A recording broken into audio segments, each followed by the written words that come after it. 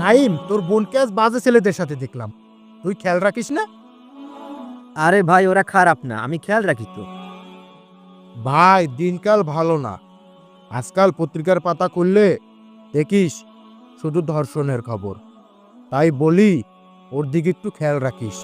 আরে ভাই, এসব কথা বলে আমার খেলার মুডটাই নষ্ট করে দিছেন।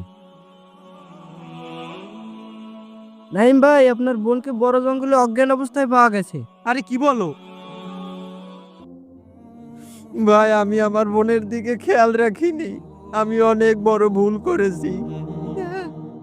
ভাই, আল্লাহ তাআলা নারীর পর্দা করাকে ফরজ করেছেন, তাই এখনো সময় আছে। ওকে ইসলামের পথে রাখ, নিরাপদে রাখ। হ্যাঁ ভাই, আমি এখন থেকে ওর দিকে সম্পূর্ণ খেয়াল রাখবো। পরিবারের মেয়েদের নিরাপত্তা ভাইদের দায়িত্ব। সময় থাকতেই সচেতন হন।